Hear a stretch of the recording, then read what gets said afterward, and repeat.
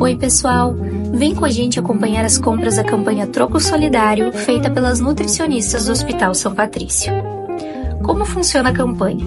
Cada vez que você compra em um supermercado cadastrado, o atendente pergunta se o seu troco pode ser doado para o hospital.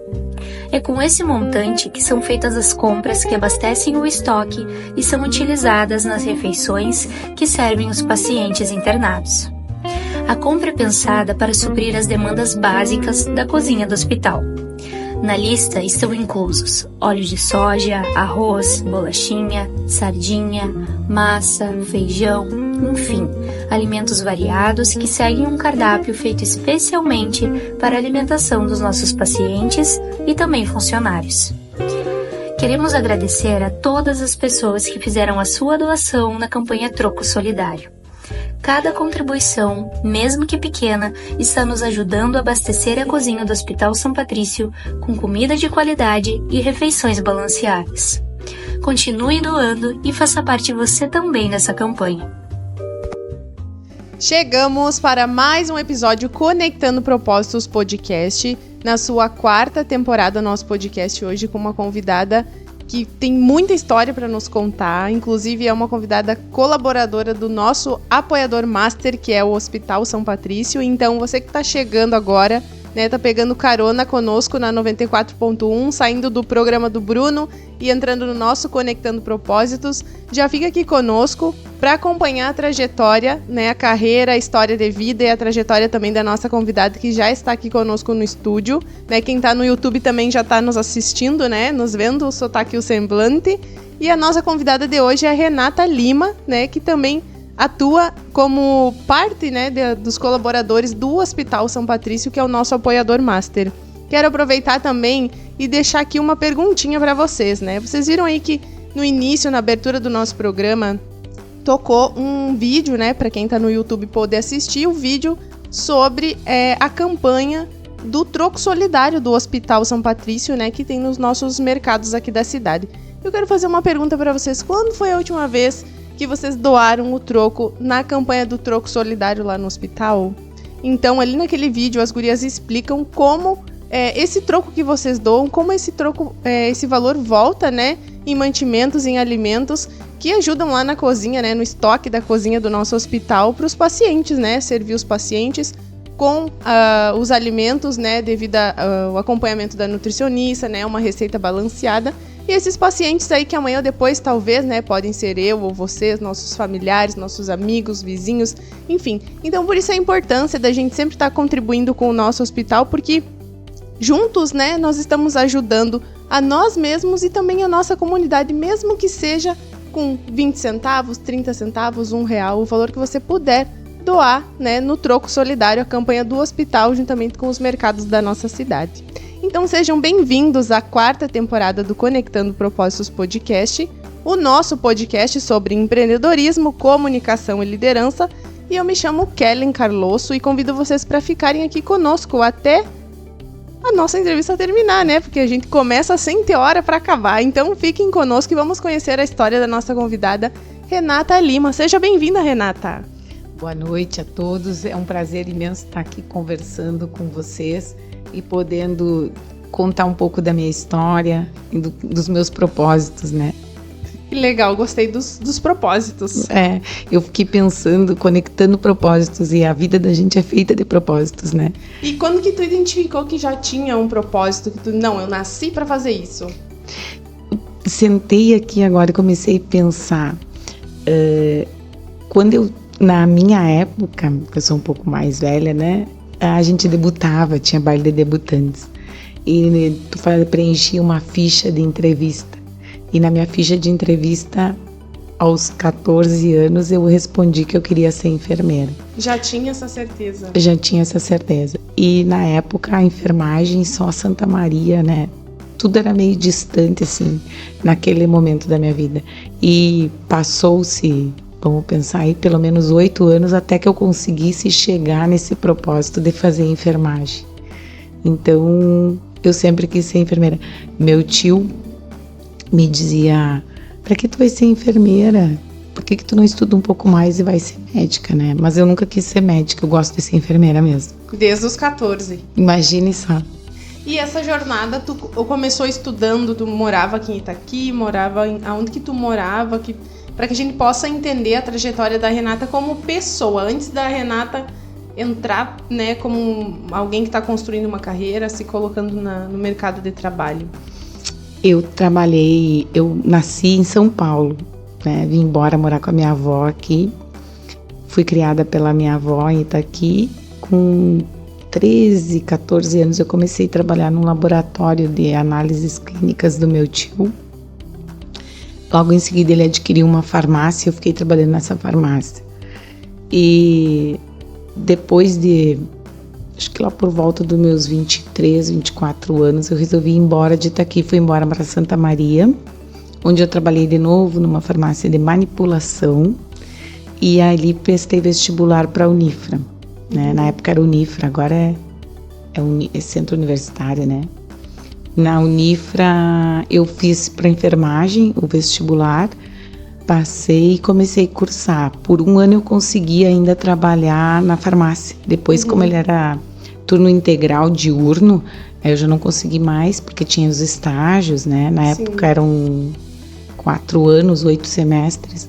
E aí, logo em seguida, quando eu parei de trabalhar na farmácia, eu já consegui fazer bolsista. Eu era bolsista na época no USM, na Hemato-Onco, e depois eu fui ser bolsista também na Casa de Saúde, pediatria. Sim. E o que tu caracteriza como algo que foi, assim, fundamental para que tu conseguisse... A gente sabe, né, que a bolsa de estudos, ela é um apoio, né, um suporte para aquele estudante que quer seguir aquele caminho, mas muitas vezes não tem essa opção, né, de ter que sair do trabalho para conseguir estudar. E o que tu caracteriza que foi o diferencial, assim, naquele momento para te conseguir a bolsa? Como pessoa, como conduta, daqui a pouco conhecimento técnico? Eu tinha uma preocupação, porque na época, como eu te disse, eu já não era uma menina recém saindo do 2º grau, né? Eu já tinha um tempo que eu tinha trabalhado, sido profissional. Então a minha preocupação era que eu ia ser uma enfermeira velha, sem experiência. Então eu tinha muita sede de aprender, de correr atrás, de conhecer. E as áreas onde eu trabalhava, que era na hematologia, lá no USM, na pediatria, a Casa de Saúde, um hospital muito, muito, muito pobre. Na época ele ainda era municipal, né? Agora ele está encampado pelas irmãs franciscanas. Então a gente tinha muita, na enfermagem, a gente que preparava o mamar, a gente que lavava as mamadeiras, tinha todas umas atribuições. Então eu acho que era um desafio em todos os sentidos, não só para conhecimento das técnicas, mas também no conhecimento de vivência de pessoas, né, de histórias. Sim. E o que tu traz, assim, da tua infância, da criação com a tua avó, que tu acredita que foi fundamental também para essa tua construção como pessoa, assim, de base, de família, que tu pensa assim, nossa, isso eu aprendi e até hoje eu trago isso para minha vida, para o meu trabalho? Eu acho que muito amor, né? Eu fui uma neta de vó, né? E a minha avó, eu fui criada pela minha avó, mais 2 tias, mais outra tia, mais o pai, mais a mãe muito mais distante, mas também assim, eu sempre fui rodeada de muito amor, muito cuidado. Isso é uma coisa que eu sempre tive a preocupação de colocar amor, carinho, sentimento nas coisas. Apesar de conseguir trabalhar, mesmo nas tristezas, e conseguir sobreviver a isso, né? Sim. Mas eu sempre pensei que tudo tem um lado bom. E às vezes os propósitos, né? Mais uma vez, os propósitos vêm na vida da gente exatamente isso. É fazer aquilo que precisa ser feito, mas nem sempre da forma mais rude. Às vezes a gente pode fazer as coisas e não ser tão rude, tão direto, tão metódico, né? Até eu mexo com as colegas, assim, pessoal do CCIH, pessoal lá. Eu sou a maior quebradora de regras que tem, né? Porque eu adoro quebrar as regras. Eu acho que as regras foram feitas exatamente para serem quebradas. Para um lado bom, para um sentido bom das coisas, né? Sim, e eu vejo assim que deve ser uma linha muito tênue, né? Nessa profissão, na tua profissão de dar amor, mas também não poder se envolver emocionalmente com a situação. Tu sabe que isso foi uma coisa bem interessante, assim, ó. Eu te falei que eu estava em Santa Maria, trabalhando com hemato-onco e pediatria. Hemato-onco, nós estamos falando em doenças oncológicas, normalmente quase sempre doenças com uma dificuldade de cura, né? Falando mais do princípio do fim. E aí, quando acabei terminando a minha formação, eu tive a oportunidade de ir morar em Porto Alegre. Morar em Porto Alegre e trabalhar no Hospital Mãe de Deus. Lá no Mãe de Deus, eu fui trabalhar numa modalidade diferenciada, que era um home care, era um hotel onde pessoas que faziam pequenos procedimentos podiam ficar, permanecer, pernoitar. E nesse mesmo prédio tinha 2 unidades psiquiátricas. Uma unidade psiquiátrica de dependência química e uma unidade psiquiátrica de transtornos de humor. E eu nunca tinha tido contato com a psiquiatria, né? E aí veio um conflito de valores bem grande, assim. Porque eu vinha de um setor onde as pessoas brigavam para viver e fui para um setor onde as pessoas não estavam nem aí para suas vidas, né? Sim. Muitas tentativas de suicídio, muitas ideias suicidas, muitas histórias tristes. Lá era um hospital particular, praticamente convênios em particular, então lá a gente via pessoas com poder aquisitivo, que me lembro que foi logo começou aquela campanha do crack nem pensar, aí vinha aquelas coisas assim, aquelas pessoas detonadas, aquelas pessoas com aspecto físico feio, e eu recebia pacientes com aspecto maravilhoso, viciados em crack, né? Então aí a gente quebra paradigmas, quebra aquelas crenças que a gente tem, e tu recebe advogados, tu recebe médicos, tu recebe até artistas, nós tínhamos, né, recebendo lá da televisão. Então, para mim, foi uma coisa bem difícil no início, assim, conviver com esse conflito de valores. Uns brigando por uma vida, outros brigando e colocando essa vida em perigo, né? Sim, sim. E interessante tu falar sobre essa quebra de crenças, né? Que o nosso primeiro episódio nós falamos sobre crenças. Então, se vocês aí não assistiram, assistam o primeiro episódio, já tá no nosso canal do YouTube, Conectando Propósitos Podcast. E foi muito interessante porque da semana passada pra cá, eu estive andando pela cidade, né? Como uma moradora qualquer, né? Fazendo minha rotina do dia a dia, trabalhando também, e encontrei algumas pessoas que se identificaram com o nosso episódio. Umas me disseram assim, umas no total de 2, né? Não pensa que foram milhares de pessoas, foram 2 pessoas, por isso o plural, né?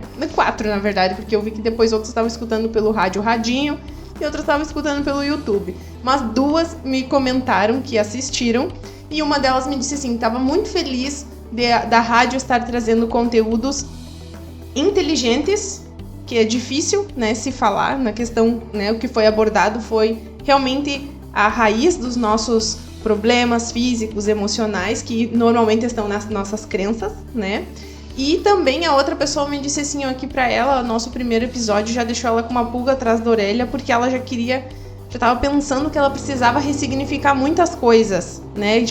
E conseguiu encontrar isso um caminho. E pra mim é ótimo, porque o meu papel aqui é exatamente esse, né? É deixar as pessoas com a pulga atrás da orelha, não pra fazer uma mudança radical na vida, mas que pelo menos comecem, né? Uma mudança, mesmo que singela, interna, aos poucos, mas que não fiquem nessa passagem, né, que a gente tem aqui nesse período, né, aqui lutando, sabe, tipo, porque eu tô aqui, nesse dilema, né, uns querendo viver e outros querendo, né. O conformismo é uma coisa que deixa a gente muito acomodada, né? Então, sim, eu tô aqui, tá tudo bem, é melhor eu não mexer em time que tá ganhando. E a gente acha que vai ser sempre assim, e a gente não se dá conta que a nossa vida... Tem uma frase que diz, né, que nossa vida é um instante, e num instante nós não somos nada. Exatamente. E aí tu trouxesse essa fala sobre tu com teus dilemas lá naquela época, né, olhando 2 realidades completamente diferentes. E eu gostaria que se tu pudesse comentar conosco quais crenças tu tinha naquela época, que ao viver na psiquiatria e ver toda essa realidade, tu pensou assim, nossa, realmente não é sobre isso. Tu sabe que eu acho que uma das coisas que fez, e aí eu vou te dizer que os 2 me mostraram o quanto os valores são únicos na vida da gente, o quanto as pessoas têm, o quanto é fácil tu julgar o valor do outro, né? Mas como ela não vai se tratar porque ela não quer perder o cabelo? Mas para uma mulher um cabelo é uma coisa muito importante. Sim, né? Sim. Ah, mas como eles teve pai, teve mãe, teve condição e hoje está aí caído nas drogas, né? Dependendo, não consegue se organizar na profissão, ou não pode, esse menino teve tudo na vida, entende? Então essas coisas assim fazem com que a gente não existe julgamento. E aquilo que para mim é um sofrimento, me causa sofrimento, para ti pode não ter causado. Sim. E é isso a dificuldade que eu acho que o ser humano tem, né? De enxergar e de também olhar as coisas não só pela sua perspectiva, mas pela perspectiva dos outros. E eu acho que uma das maiores dificuldades que a gente tem é o julgamento. Sim. É fácil, é muito fácil, né? Eu dizer, mas não pode estar doendo, isso não dói. Não, pode não doer em mim, mas em ti dói. Exatamente. E uma das coisas também que nós falamos nesse outro episódio é isso, né? O ponto de vista é a vista a partir de um ponto. Então, se eu mudar o observador, com certeza vai mudar a visão que eu tô tendo à vista, porque isso diz algo sobre mim, sobre ti, né? Exatamente sobre o que nós carregamos e que é totalmente diferente de um para o outro, né? E tá tudo bem, fomos criados em ambientes diferentes, mesmo, né? E aí tu melhor que eu para falar sobre isso.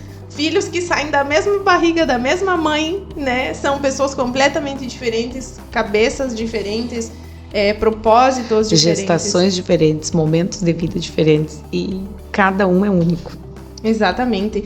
Nessa 4ª temporada do nosso podcast, a gente tem como objetivo fomentar a qualidade de vida das pessoas, da vida como um todo, né? Seja nossa qualidade de vida para ter disposição para trabalhar, para usufruir da vida e também para viver de uma forma tranquila.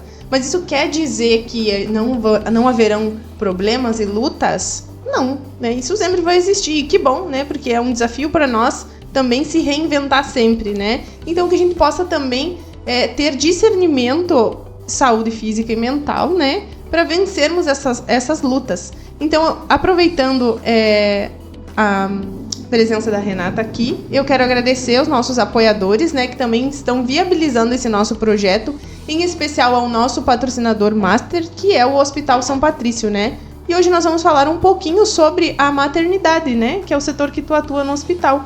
Como que a Renata chegou no hospital? Assim, em que momento da tua vida não vou para Itaqui trabalhar no hospital? Pois então, te falei que eu fui na onco, depois eu fui para psiquiatria, aí depois eu fui para as clínicas lá no Mãe, e aí eu fiquei grávida, né? E aí, depois de tanto desejar e planejar, achando que já não ia mais conseguir ter filhos, já estava pensando em adoção, eu engravidei. 35 anos. E aí eu engravidei do Renan, meu filho mais velho. E foi uma gravidez, assim, maravilhosa, né? Tudo de bom. Mesmo em plena H1N1, gestantes morrendo, o pessoal chegava no hospital e dizia, amiga, vai para casa, aqui não é o teu lugar. E dizia, não, mas tá tudo bem, por enquanto eu não preciso ir para casa. Até que depois o Ministério da Saúde tirou todo mundo do trabalho e mandou para casa mesmo. Aí eu ganhei o Renan nasceu dia 28 de dezembro de 2009. Quando o Renan nasceu, eu sempre quis voltar a morar em Itaqui. E aí, com o bebê, morar em Porto Alegre não é muito legal não, né? Porque a gente depende muito de escola, transporte, essas coisas todas. E o meu marido, o Royce, já era músico. E na época eu acabei tendo uma mudança ali de vida e tive a oportunidade de voltar para Itaqui. Pensar em voltar para Itaqui. E aí ele me disse, Itaqui também estava florescendo, Unipampa, outras possibilidades, né? Que na época que a gente saiu já tinha bastante dificuldade e bastante restrições. E aí nós voltamos para Itaqui e eu fui pedir emprego para o Dr. Gil Marques, que na época era prefeito em Itaqui. E na época eu vinha dando uma bagagem lá com psiquiatria e o Dr. Gil, vamos Renata, vamos montar outro CAPS. Eu disse, vamos, doutor. Mas, antes disso, tu vai ter que assumir uma vaga que já existe e tal. E aí eu tive a oportunidade de ir trabalhar no PACS. Saí de saúde hospitalar para saúde pública. Não sabia nada, vamos aprender tudo. E aprendi. tive oportunidade de conviver com as agentes comunitárias de saúde, um trabalho assim, ó, que as pessoas não têm noção do que essas meninas fazem na casa, nas visitas, né? E tem oportunidade de compartilhar com as pessoas. Aí fui enfermeira do Pax e passou-se um ano, surgiu uma oportunidade no hospital. E aquela veinha, né, do hospital bateu. E aí eu comecei a trabalhar no hospital e na prefeitura. Fiquei trabalhando nos dois. Comecei no hospital de Itaqui, um hospital onde a gente é enfermeira geral, faz supervisão geral em todo o hospital. Na época, nós éramos poucas, hoje, graças a Deus, somos um número maior. E comecei a trabalhar com supervisão geral. E lá pelas tantas surgiu uma dificuldade no hospital da maternidade. Precisamos de enfermeira obstetra, E quando na Unifra, onde eu fiz a faculdade, as enfermeiras, até uma turma antes da minha, tu saía com 3 diplomas, a licenciatura, o bacharelado e a obstetrícia. A minha turma foi a segunda turma que perdeu a obstetrícia, nós saímos só com o bacharelado e a licenciatura. Sim. E aí eu voltei para a Unifra para fazer a minha especialização, já tendo a Rosinha, que eu já tinha ganhado a minha segunda filha, que é a Rosa Maria. A Rosinha tinha 2 aninhos, eu começava a cada 15 dias, eu ia para Santa Maria, ficava quinta, sexta e sábado, eu voltava. Quinta, sexta, sábado e voltava. E ela ficava aqui com o pai? Com o pai e com o mano. E assim eu conheci a obstetrícia e me apaixonei, né? E aí depois disso comecei a me envolver mais com a obstetrícia. Nessa época que eu fiquei no hospital também eu trabalhei bastante no plantão com urgência e emergência. E nessa época, algum tempo, também fiquei como enfermeira do SAMU, onde eu sigo até hoje, enfermeira do SAMU e do hospital, né? Sim, e tu falou um monte de coisas e eu gostaria de frisar por partes. Quando tu era supervisora geral no hospital, o que tu basicamente tu fazia, assim? Naquela época, em que ano era isso? Oi, hospital eu entrei em 2010. Né, supervisão geral tu vai para todos os setores, psiquiatria, clínica cirúrgica, bloco cirúrgico, sala vermelha, urgência e emergência e obstetrícia também. Mas na época nós tínhamos uma dinâmica mais com as parteiras, tinha os médicos mais direcionados. Depois, com o tempo as coisas foram mudando e hoje nós somos em 2 enfermeiras obstetras no hospital, já chegamos a ser 3. Com formação, né? Uhum.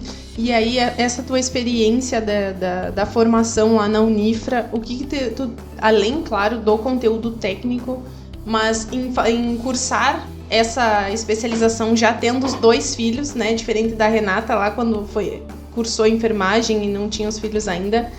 O que tu vê de diferença na Renata como pessoa depois de viver a maternidade e cursar a obstetrícia? Pois assim, ó. Como eu sempre quis ser mãe, né? Ser mãe sempre foi um objetivo na minha vida. Quando eu ganhei o Renan, eu tive uma perda antes do Renan, depois tive o Renan, depois teve a Rosinha, depois tive outra perda. Então eu tive 4 gestações e 2 filhos. Então eu tenho muita essa empatia assim pela vida, eu acho que é magnífico tu poder gerar um filho, tu ter esse prazer. Eu até nos grupos de gestante, quando a gente fala, eu sempre digo, o pai ele passa a ser pai quando ele enxerga o bebê. E a gente, quando ouve o bebê, já é mãe. Sim. Né? O teu instinto ele é muito grande. Claro que a gente sabe que existem mulheres que não têm vontade de ter filhos, e isso eu acho uma coisa muito sensacional, poder respeitar essa vontade, né? As diferenças, Sim. As crenças. Eu não quero ter filhos. Eu até uma vez conversando com uma moça, ela me disse, eu nunca quis ter filhos, eu não consigo me imaginar abrir mão de uma coisa por uma criança, por outra pessoa que não seja eu mesma. Sim. Então eu acho que isso é uma sinceridade muito grande. Mas eu nunca conseguia imaginar minha vida sem ter meus filhos. Sim. E foram filhos desejados, planejados, né? E em um momento algum, apesar da gente ter todas as dificuldades, que às vezes dá, como eu digo, dá vontade de engolir de volta, mas sempre foram muito meus parceiros, né? Até nessas questões assim de estudar, de trabalhar. Desde pequenininho eles sempre entenderam o quanto era importante para mim, e eu percebo isso assim. Ontem mesmo eu fui buscar o Renan Tava lá no Castelão, tinha um jogo, e ele me disse: mãe, um menino caiu e passou mal, eu ia te ligar, mas, Querido. né? Então, assim, eu percebo o quanto eles têm essa questão de acreditar que eu vou poder fazer eles entenderem o que aconteceu, né? Sim, e aí tá a tua diferença, né, da Renata, enfermeira antes de ser mãe e depois de ser mãe, e conhecer o processo, né, não só como paciente, sim como profissional da área, foi esse desenvolver da empatia. Mas ao mesmo tempo que tu falou de ser mãe, de ter esse instinto, como ter empatia e não se envolver com aquelas picorruchas, aquelas fofuchas? Ah, mas aqueles fofuchos é o que dão um gás pra gente seguir em frente. Por um tempo eu fui RT do hospital, responsável técnica do hospital, e fiquei um pouco afastada da assistência. E aí quando as coisas ficavam muito nebulosas, assim, eu dizia: tá na hora de dar banho nas crianças. Aí eu sumia, ia lá para a unidade, pegava um bebê, trocava, fazia curativo, e aquilo parece que vai te mostrando que as coisas podem ser renovadas, podem se ajeitar. A gente sempre, as meninas lá no hospital sempre dizem: tudo vai dar certo na rede. Eu digo: tudo vai dar certo, sempre dá certo no final. É porque se não deu ainda, porque nós não chegamos no final ainda. Sim. E a obstetrícia, ela tem essa mágica da transformação, né? Porque muitas vezes tu vê mulheres mudarem seus estilos de vida, suas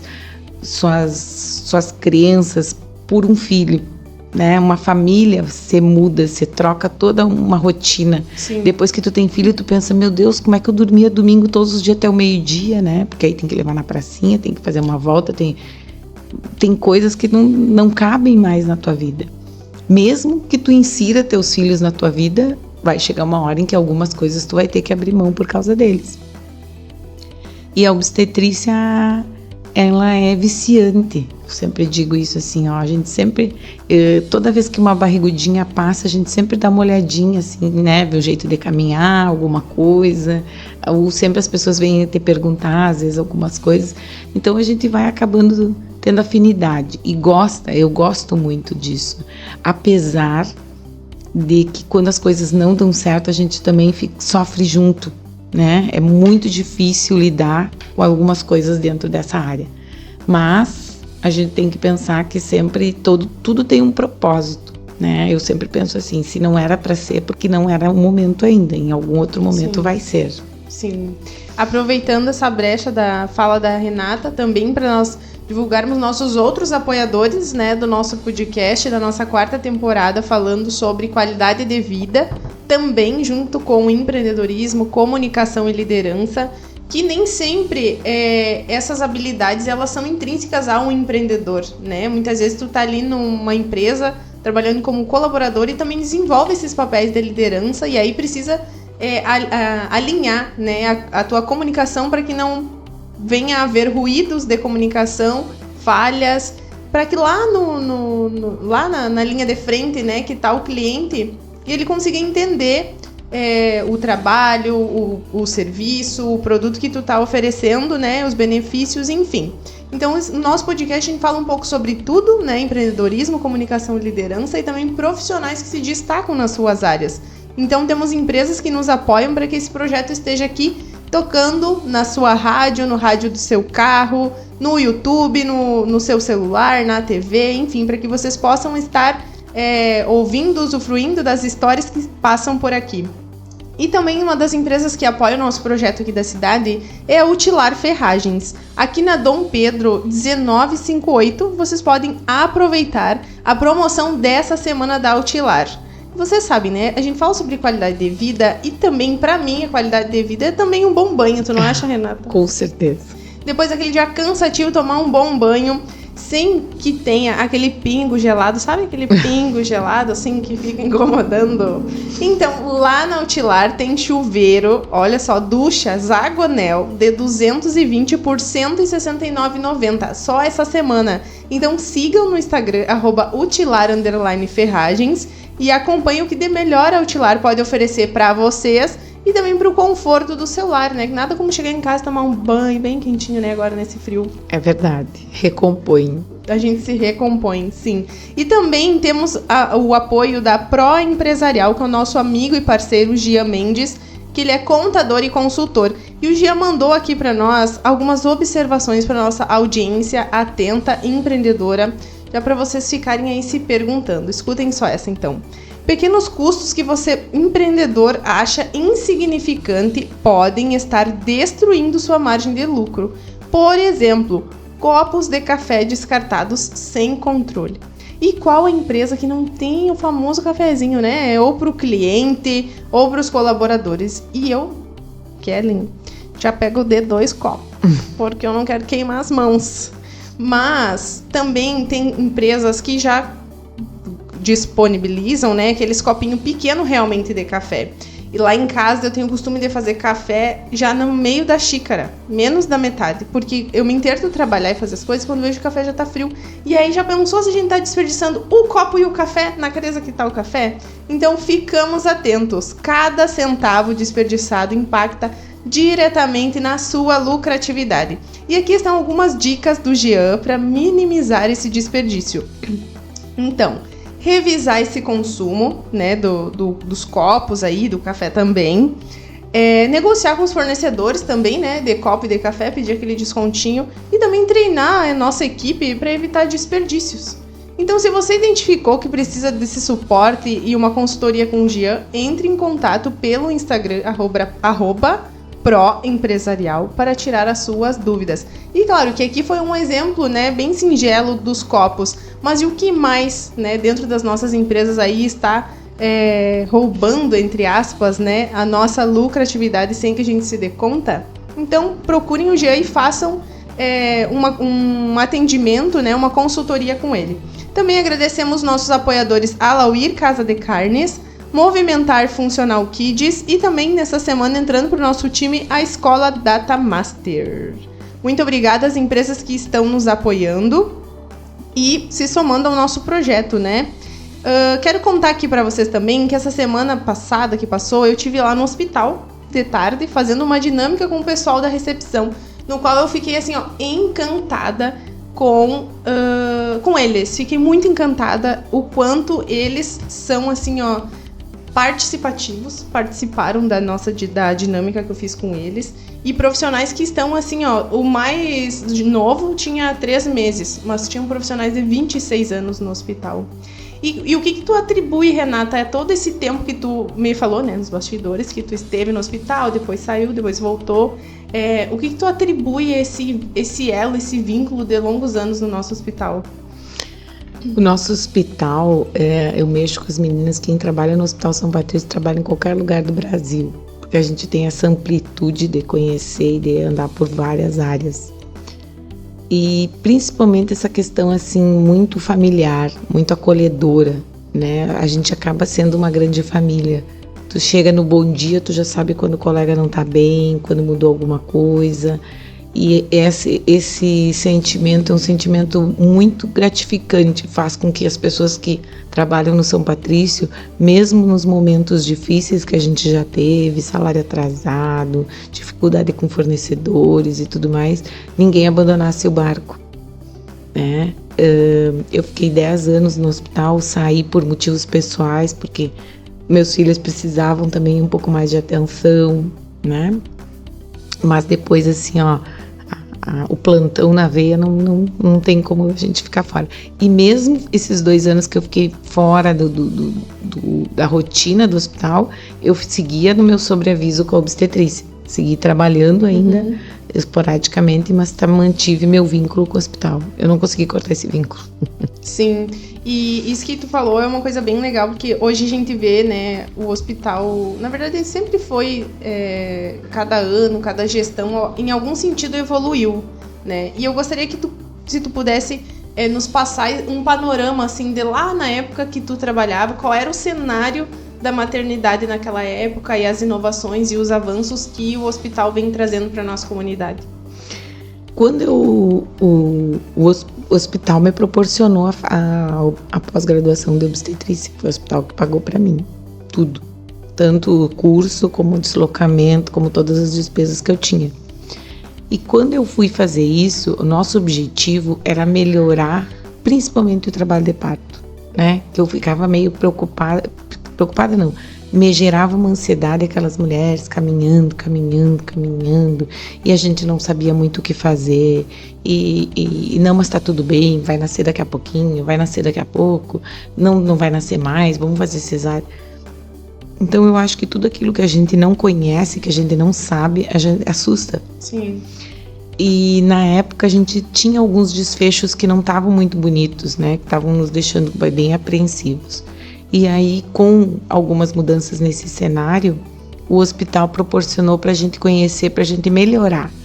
A ideia era melhorar a assistência ao trabalho de parto. E lá, pelas reviravoltas que a vida dá, acabei acontecendo de começar a fazer um trabalho. A gente começou adquirindo aquelas pequenas coisas, a bola do pilates para fazer os exercícios, começamos a manter a liberdade de posição das pessoas, depois a própria doutora Kátia comprou uma banquetinha para fazer os partos, e assim aos pouquinhos, como eu digo, em passinhos lentos, a gente foi tentando trazer a modernidade que estava se surgindo na área da obstetrícia, mas uma modernidade que nos remete à antiguidade, né? Porque ela tá hoje a obstetrícia, a melhor parte que tem é realmente voltar ao tempo das avós, é a escalda-pés, é o banho morno, é coisas que nos aliviam, mas que não trazem grandes intervenções com o parto e com o bebê, né? Sim. E nesse período teve a formação, teve todo esse conhecimento técnico que tu adquiriu na tua formação, tu veio aplicando no hospital, e o quanto tu observa que a comunidade se envolveu nessa causa, assim, nós como comunidade, como que a gente contribuiu para que ajudássemos o hospital a evoluir. Por exemplo, né, hoje nós temos essa campanha do Troco Solidário, né, que são pequenas ações, né, que nós munícipes também podemos ajudar. Nesse caso, o troco ele vai, né, para os insumos do estoque de alimentos da cozinha do hospital. Mas teve alguma ação na época ou alguma entidade na época que se envolveu também para que... Eu acho que a aquisição do tomógrafo foi um passo muito grande na nossa evolução, né? Quando se o hospital consegue estruturar o tomógrafo, porque o aparelho, se eu não me engano, foi uma doação, e depois teve toda a estrutura também para poder receber esse aparelho, para poder capacitar os profissionais, e isso deu uma qualidade para nós no nosso atendimento, assim, gigantesca. E o tomógrafo, ele é o que, basicamente? Ele é um exame, um aparelho para realizar a tomografia. Tomografia simples e tomografia com contraste. Eu não me lembro, eu acho que ele é quarteiro da Camil, que foi que doou o tomógrafo, né? Através, na época, o presidente era o Iscariote, que trouxeram o tomógrafo, e depois todo o preparo da sala, porque ele tem um ar-condicionado, tem uma temperatura X, o aparelho tem que ter toda uma certa estabilização para ele, né? Então eu acho que isso aí foi um marco muito grande no hospital. E aí depois começaram as reformas nas estruturas físicas, que também sempre foram muito importantes. Agora a gente também vai ficar muito linda a parte Sim. lá do pronto-socorro, né? A vinda da Unipampa, os estagiários da Unipampa conhecendo a nossa estrutura e acabando depois tendo a oportunidade de passar por aqui como profissionais já. Sim. Isso tudo está sendo muito produtivo, uma renovação de rotinas, uma renovação de costumes e de conhecimentos também intensa, né? Sim, e é interessante a nossa comunidade ficar sabendo, né, tendo em vista do apoio que o hospital dá para o nosso projeto. Eu sempre falei que a ideia desse projeto é levar o que muitas vezes a gente como comunidade não fica sabendo, né, que acontece no hospital, e o que tem principalmente no hospital de recursos para que a comunidade possa usufruir, e para que a gente também possa tirar da nossa mente que só o que tem fora que é bom. Não, a gente tem muita coisa boa na nossa cidade, né, como um todo, e também no hospital. Nesse período da evolução, da inovação dentro do setor da maternidade, tu teve assim, casos de pacientes gestantes que ganharam filhos em outras épocas e ganharam agora, e quais são os relatos que elas têm, né, se comparado uma época com a outra? Olha, a gente sempre tem um feedback positivo nesse sentido, né? As pessoas percebem quantas coisas mudaram, na nossa região, a coordenadoria, a 10ª coordenadoria, Itaqui é uma das cidades que tem os melhores índices de nascimento, se tu pensar em parto normal e parto cesárea. Hoje, o Ministério da Saúde, ele valoriza muito o parto normal, o parto natural.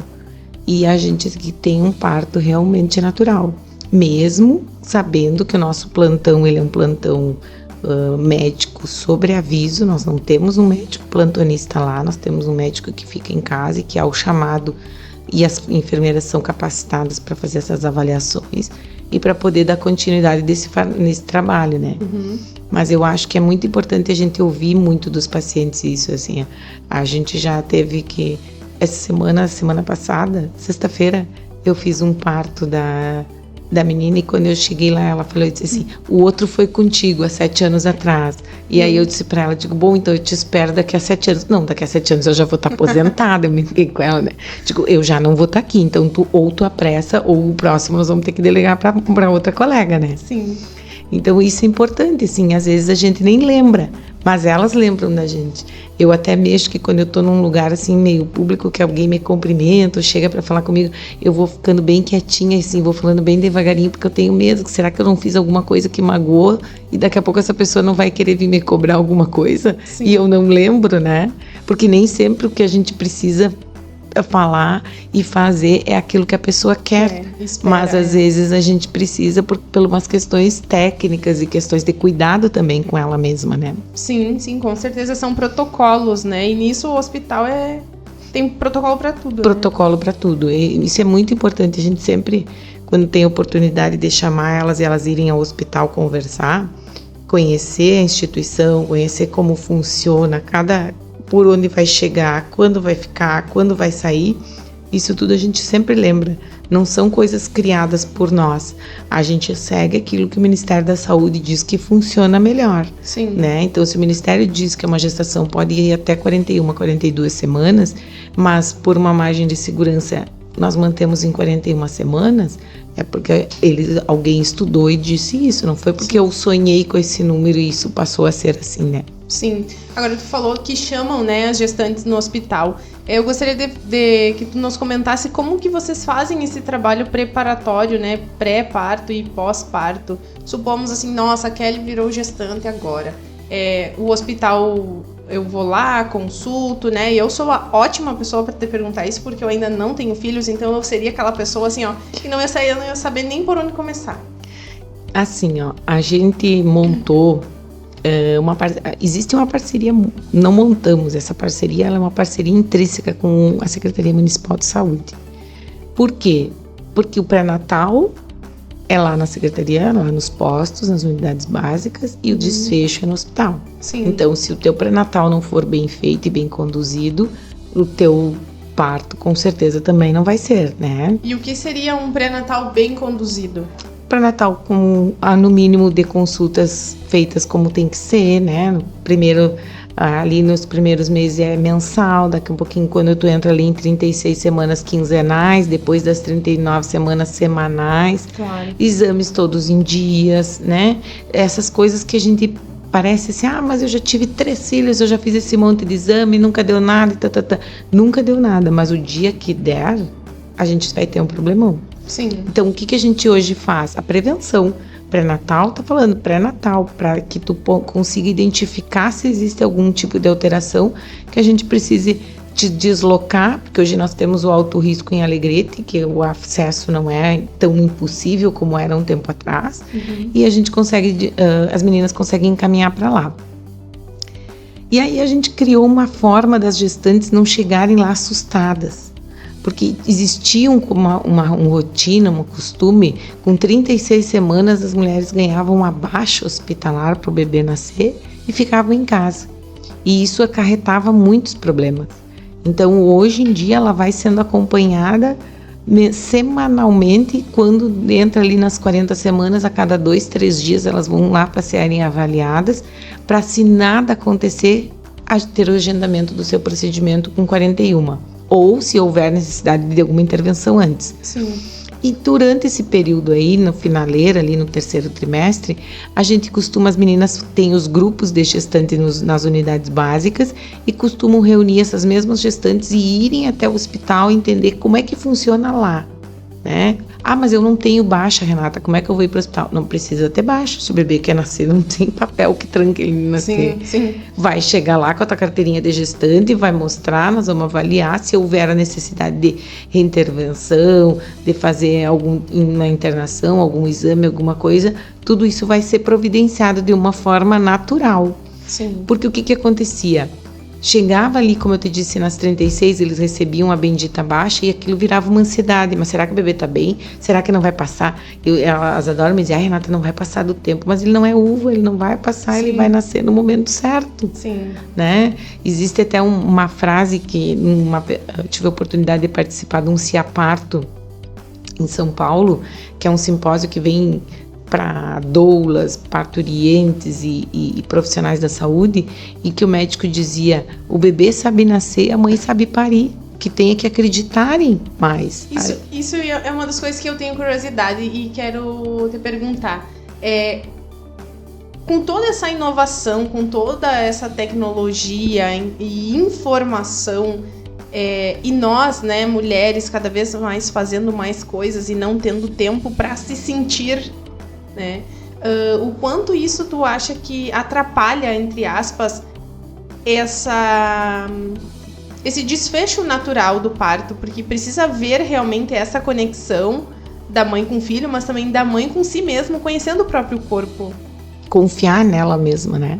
E isso é uma coisa que a gente percebe na maioria das vezes. Eu não vou conseguir, não é pra mim, não dá, eu não aguento mais, eu preciso de uma cesárea, eu não vou conseguir. Mas tu tá vendo que ela vai conseguir, tu tá percebendo ali os sinais, o bebezinho tá coroando, às vezes a gente pede ajuda dela, toca aqui, tu vai sentir a cabecinha do teu bebê, e aquilo parece que dá uma força pra ela. Eu acho que parece uma frase feminista, mas por muitos anos nos botaram uma incompetência que não é nossa, né? Então, o intervencionismo, eu acho que é bárbaro. Eu tenho os meus 2 filhos, são filhos de cesariana. Eu nunca tive filho de parto normal. Uhum. Mas eu não sou menos mãe que uma mãe que ganhou de parto normal. E eu sempre digo isso para elas. Que bom que tu tá tendo a oportunidade de sentir, o pai acompanhar, o pai cortar o cordão, o pai vivenciar aquele momento ali. É único, né? Sim. E a grande maioria das vezes a gente percebe, o pai que faz esse acompanhamento todo, ele dificilmente vai se desvincular desse filho. Diferente daquele pai que recebeu aquele pacotinho, pronto, toma, esse aqui é teu filho. Sim. Ele passou por várias situações ali. Então, eu acho que essa atribuição de dizer que nós não sabíamos como ganhar os bebês, essa questão rotineira, né? Tricotomia, lavagem, episiotomia, toda uma rotina intervencionista, porque às vezes as pessoas não sabem o que fazer com as mãos, como eu digo, senta em cima delas e não mexe, né? Deixa assim. Vamos com calma, vai dar certo. Essa espera o mundo é muito imediatista hoje. Tudo tem que ser para ontem. Mas como fechou a data e o bebê não nasceu? Calma, ele ainda tem mais um prazinho. Essa data, ela sempre tem uma margem de erro ali que pode acontecer. 2 para mais, 2 para menos, 3 para mais, 3 para menos. E a natureza, ela é muito sábia. Eu acho que a gente precisa ter mais serenidade, pensar, eu fiz tudo o que tinha para fazer, então tudo vai dar certo. Se não der certo, a medicina está aí para intervir. Essa é a ideia. E por isso que eu digo, ninguém é menos mãe por não ganhar um bebê de parto normal. Sim. Mas a gente também não precisa apressar. Nos grupos eu sempre falo para as mães, vocês têm voz, o bebê não tem. Então, quem é a voz do bebê? É o batimento cardíaco, que é a movimentação fetal, é os sinais que a gente tem que interpretar. E que muitas vezes a gente está cansada, porque o final da gestação não é tão bonito como na novela, né? O bebê não estoura a bolsa e ele nasce. Sim. Essa coisa novelística, assim, romantizada, não, infelizmente. Sim. É que nem os bebês nem todos são os bebês Johnson que dormem, são rosados e mamam perfeitamente. A amamentação também não é esse mundo cor-de-rosa. Mas as dificuldades são reais e são é possível passar por todas elas, né? Sim, interessante tu comentar isso, porque eu acompanho, né, embora ainda não tenha os meus, eu acompanho já todos os meus afilhados, eu acompanhei esse processo da gestação, né, a minha irmã, então, eu acompanhei desde que a minha sobrinha nasceu, ficou internada, né, e depois veio pra casa, e aquela coisa que ninguém se conhece, né, então tu tem que ficar, e agora, será que ela tá dormindo, será que tá respirando, será que, né? Então, é uma das coisas... E eu, ao observar, eu sempre tive essa visão também de que, claro, né? Aquela velha história, né? Pimenta nos olhos dos outros é... Mas eu sempre tive essa visão, sabe? De que a gente não confia muitas vezes na gente mesmo, na nossa natureza, né? E realmente quer apressar as coisas, quer... É que nem a gente fala aqui no sul, né? Colocar a carreta na frente dos bois. Então, em vindo de ti, de uma profissional da área que também tem essa visão, eu vejo que a minha visão não tá muito distorcida, então. Não. E isso não é uma visão só como profissional, como mãe também, às vezes a gente tem que ter calma, a gente às vezes idealiza as coisas, imagina que os nossos filhos vão ser de um jeito ou de outro e eles acabam sendo verdadeiros, né? Sendo eles, como nós somos nós também, como Sim. Nós não nascemos perfeitas, nós não nascemos sabendo fazer as coisas e eu acho assim, ó, esses dias eu disse para as meninas, calmem, a hora da amamentação, às vezes, mas ele não gosta do meu leite. Menino não tem 24 horas de vida, vai saber o que ele gosta e o que ele não gosta, né? Nunca provou outra coisa diferente, como é que ele vai saber o que é bom, né? Então, assim, vamos com calma. Nós somos, infelizmente, a nossa geração é imediatista. A próxima geração que está vindo é mais imediatista ainda. Eu não sei te dizer como eles vão lidar com gestar um bebê por 9 meses, porque eles querem tudo para ontem. Né? Sim. E tu disseste também desse processo de estarmos voltando ao tempo, né, nos procedimentos e na forma de acolher e de lidar com esse pré-parto. O que tu atribui, assim, da época que tu teve filho para hoje, que tu disse, nossa, por que tiraram esse procedimento e agora colocaram de volta, se era tão bom? Tu sabe que assim, ó, a questão quando eu tava grávida do Renan, eu queria muito ganhar de parto normal e eu nem tava na parte da obstetrícia. E aí eu tive um problema lá durante a gestação, meu médico disse não, porque o bebê vai correr risco. Tá bem, vamos tirar. Eu chorei acho que uns 3 meses, porque eu não ia poder ganhar de parto normal. Aquilo pra mim foi uma frustração, assim, como se eu não fosse ser a mãe que eu queria ser, né? Sim. Depois, com o tempo, eu acabei me aproximando da obstetrícia e aí quando eu fui ganhar a Rosinha, eu ainda não estava na obstetrícia, mas tinha mais convivência com o pessoal da obstetrícia e aí o médico também veio com mais uma vez as crenças, né? Não, depois de ter uma cesárea tem que ter uma segunda cesárea, não pode fazer um parto normal. Eu ouvi isso, inclusive, por uma comadre minha. Quem já teve o primeiro filho de cesárea, o segundo nem tem contração. Então, e aí nessa eu caí, a Rosinha também nasceu de cesárea.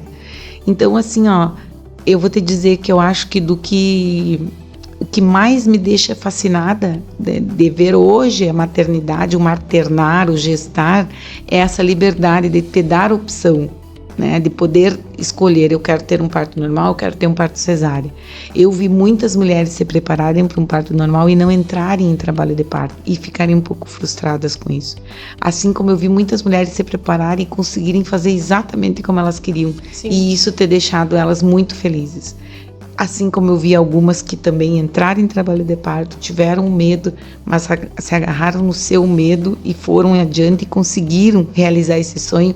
E hoje acho que isso fez bem para elas até como mulheres, porque Sim. se sentiram o quanto elas são capazes de fazer coisas por si mesmas sem ninguém, porque naquele momento ninguém pode fazer nada por ti, é só tu por ti mesmo. Sim. E tu pelo teu filho. E isso é magnífico.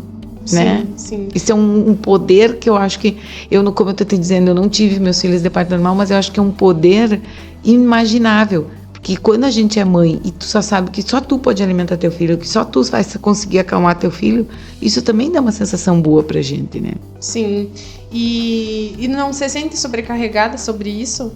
De ser mãe, do filho só procurar a mãe. E eu te pergunto porque eu vejo várias realidades, né? E tu também, né? Dentro da tua profissão, eu mais no dia a dia mesmo, né?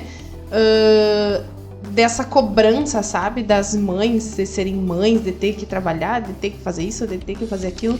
E hoje a Renata, sendo mãe de 2, né? Profissional. Adolescentes.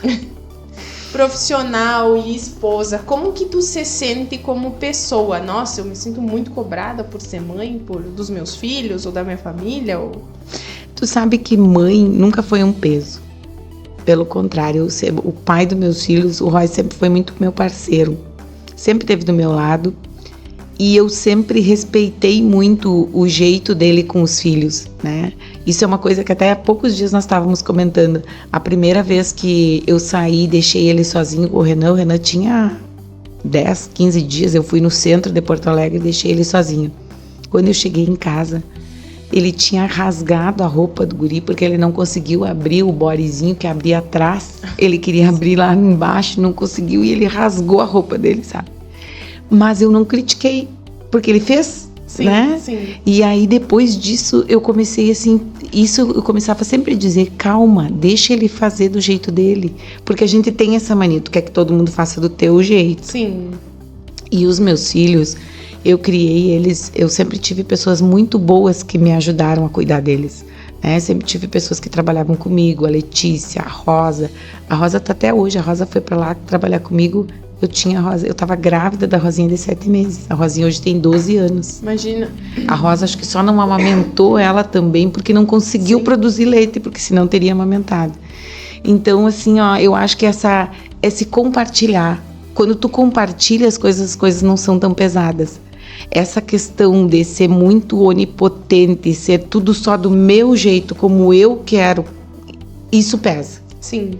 Então eu sou uma pessoa que eu não tenho problema nenhum em dividir, chegar pra ti e dizer, olha, eu tô no meu limite hoje, tu cuida dele porque eu vou dormir. Ou tu leva ele, ou tu busca ele. Porque assim, ó, não, é uma parceria, né? Não é ele não tá fazendo um favor pra mim, eu não tô fazendo um favor pro pai deles. Nós precisamos trabalhar juntos nisso. Sim. E a mesma coisa eu acho que é na profissão também. Eu também não tenho problema nenhum em compartilhar com meus colegas, em dizer eu não sei fazer, me explica como é que tu fez isso que eu gostei, quero fazer desse mesmo jeito que tu faz, ou me ensina.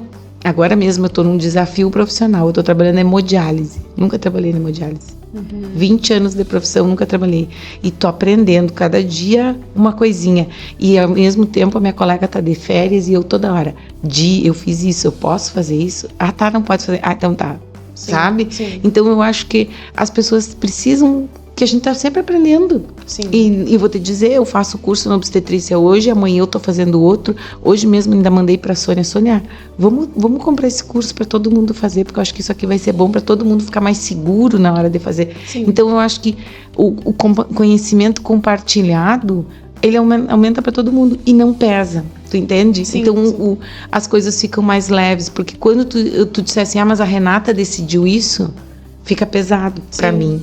Agora, quando eu canso de conversar com a colega me passa uma situação de o que tu acha? Eu acho que nós tínhamos que fazer assim. Ah, eu também acho que tu tem que fazer assim, Renata. Então, as decisões, eu não delego elas para ninguém, mas compartilhar com as pessoas, ouvir a opinião dos outros, tu consegue, lembra? Ter a visão do outro lado também. De outro ângulo, exato. E isso tu conseguiu construir na tua carreira como profissional, como mãe, como pessoa. Em que momento tu viu dessa comunicação que precisa ser clara, precisa ser transparente, precisa ser humilde de certa forma, né, a ponto de pedir ajuda? Passou por alguma situação que te disse assim, não, eu preciso me comunicar, eu preciso pedir ajuda, eu preciso? Eu sempre acreditei nisso. Eu sempre acreditei que as coisas, nada acontece sozinho, né, que a gente precisa proporcionar e a gente precisa regar aquela plantinha todos os dias para ela crescer e falar com ela e dar uma vitamininha e dar um solzinho. Então eu penso as coisas, eu acho que às vezes as pessoas complicam muito o que é simples. Sim, sabe? Eu concordo. Eu adoro coisas simples. Para mim as coisas, hoje a gente estava falando sobre qualidade de vida, eu fiquei pensando, meu Deus do céu, o que eu faço por mim, pela minha qualidade de vida? Aí eu pensei, o que eu vou falar quando ela perguntar isso pra mim, né? E eu pensei, meu Deus, eu odeio academia. Meu Deus, eu não consigo fazer certas coisas. E aí eu fiquei pensando, sabe o que eu mais gosto? Poder sentar, ficar ouvindo a novela e fazendo um tricô, bordado, um trabalho manual, ou às vezes ficar olhando um filme, uma série, ou às vezes ficar tomando banho de sol, adoro ir pro sol, adoro ir pra praia. Coisas assim muito simples. Sim. E a gente tem mania às vezes, ou às vezes até simplesmente uma roda de chimarrão com os amigos, né? A gente às vezes assim fica querendo elaborar mil e uma coisas e às vezes o simples, simplório, o simples é muito fascinante. Exatamente. E aproveitando que tu já tocou nesse assunto, né? Já nos deu aí um spoiler do que tu faz pela tua qualidade de vida. Mas eu quero te perguntar, em que momento a Renata disse assim, não, eu preciso me dar o meu tempo? Ou um momento assim de que tu estava no auge do estresse, no auge de demandas, e tu pensou, eu preciso parar um pouquinho, tá tudo bem parar um pouquinho e ficar sentado fazendo um tricô e tomando banho de sol. Tu sabe que quando eu saí ali, esses 2 anos do hospital, que eu saí dos plantões, nós estava saindo a pandemia foi muito pesada. Eu vivi coisas que eu achei que eu nunca ia viver. Eu achava que era coisa de filme, que eram coisas assim, aquele isolamento, aquela coisa. Isso pesou muito pra mim, porque eu sou uma pessoa que gosta do toque, eu gosto de conversar, eu gosto de ver gente feliz. E aqueles isolamentos, a gente só em casa, só podendo se ver por telas, né? E a gente é profissional da saúde, pesa mais ainda, porque, se a enfermeira tá fazendo, eu vou fazer também. Tanto tinha toda essa sobrecarga. Meus filhos ficavam olhando televisão e me diziam, mãe, tu não vai morrer, mãe, tu tem certeza? Quando eu peguei Covid, meu marido pegou Covid antes que eu. Quando o Royce pegou Covid, nós tivemos que ficar todos isolados, cada um isolado dele e ao mesmo tempo a família isolada dos outros. Era aniversário da Rosinha, foi bem chato, porque as pessoas tiveram que cantar parabéns, ela adora a festa. Então, depois que isso tudo passou, parece que pesou muito. E aí, além disso, eu comecei a entrar na menopausa. Essa maldita menopausa acabou comigo, sabe?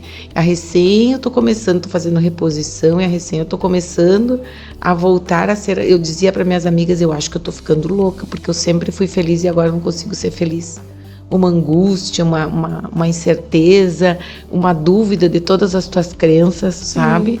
Então, eu acho que houve logo que termina a pandemia, e eu entro também junto na menopausa, eu acho que ali eu balancei muito. Balancei e a tô me reestruturando de novo. Sim. Tanto que faz 1 ano só que eu voltei pro hospital. Sim. E aí nesse momento tu se colocou assim, esse luxo de eu vou ter o meu tempo, eu preciso. E eu também acho que eu precisei desse tempo para me organizar com as crianças, assim, para eles se sentirem mais eu presente, entende? Porque às vezes a gente precisa, com certeza todos nós precisamos de dinheiro e pagar contas e fazer contas, mas às vezes isso não é só isso, né? Então a gente precisa às vezes priorizar o convívio, exatamente isso, o convívio. E aí tu vai me dizer assim, mas como se o fulano estava no quarto jogando, a outra do teu lado no sofá, mas no celular, mas aí eles levantam os olhos e eles te enxergam. Sim. Ele vem no teu quarto e fala contigo, mãe, mas eu queria comer não sei o quê, mãe, tu pode fazer um leite pra mim, mãe, tu pode fazer um sanduíche, é o simples, né? Então eu acho que eu precisei disso aí, e aí eu tive essa oportunidade, uns 2 anos que eu fiquei mais afastada do trabalho, entre aspas, eu acabei podendo ter essa convivência com eles também. E eu me esqueci de te contar que eu também trabalho no Lar São José. E agora eu vou te fazer uma pergunta antes de tu me contar sobre o lar. Eu quero te perguntar, que hora que tu dorme? Eu durmo muito, eu adoro dormir. Sempre que eu posso, eu tô deitada, eu deito o cochilo, dou uma cochiladinha e já me levanto pronta. Por quê? Tá, daí a tua rotina é no hospital, na enfermagem, que horário? Eu trabalho no hospital na parte da manhã. Tá, aí tem o SAMU. Nem falamos sobre o SAMU ainda, podemos falar sobre o SAMU depois do Lar São José. Também sobre o SAMU. O SAMU eu trabalho de tarde, às vezes algumas noites lá no SAMU. No SAMU eu sou enfermeira RT, né? Sou responsável técnica do SAMU, mas eu gosto de uma ambulância, então quando eu posso eu tô dentro da ambulância, mas na realidade o meu serviço ele é mais burocrático, mais de organização lá mesmo. Sim. E nessa rotina com o SAMU, assim, o que tu pôde observar com relação à nossa cidade, até dentro das ocorrências, né, o que tu puder nos passar, pra gente como comunidade também abrir o olho para casos que acontecem diariamente. Agora a gente vê bastante acidente de trânsito, essas coisas, né, de um lado de uma visão que a gente não tem, né, de quem tá lá, que pra ti pode ser óbvio, mas pra gente não é.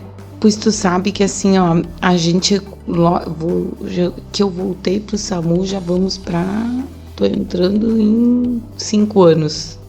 Os primeiros anos a gente tinha muito acidente de trânsito. Mas, de uns 2 anos pra cá, eu tenho ficado muito preocupada com a questão psiquiátrica. Muito surto, muita descompensação, muita tentativa de suicídio, muitos suicídios concretizados, né? Então isso é uma coisa que nos preocupa bastante.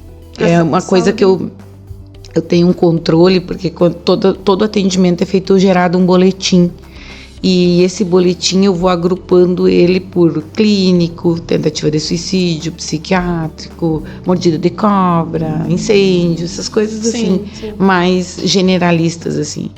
E os nossos atendimentos psiquiátricos têm aumentado bastante. Então isso me deixa muito preocupada, assim, principalmente adolescentes em autismo, que as pessoas às vezes, a gente tem uma tendência um pouco à negação, né? E os pais, mas ele sempre foi assim, e aquela criança vai crescendo e vai muitas vezes se tornando indomável com o tempo, coisa que não depende dele, mas que talvez esses pais aí negligenciar em algum momento, né? Então isso me deixa muito preocupada.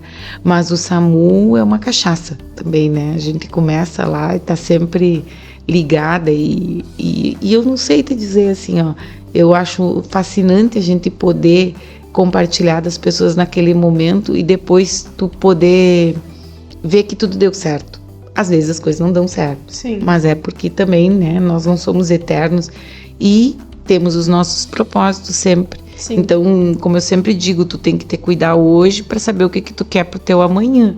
Se tu não cuidar, não tomar medicação, não fizer essas coisas como tem que ser, provavelmente a tua velhice, a tua terceira idade não vai ser aquilo que tu espera, né? Sim, exatamente. E nós falávamos, inclusive, sobre isso semana passada aqui, né, o que nós estamos escolhendo para nossa vida, porque eu acredito que a vida todos os dias, todo instante, desde o momento que a gente abre o olho, a gente tem a opção de escolher qual pé eu vou tirar da cama primeiro, né?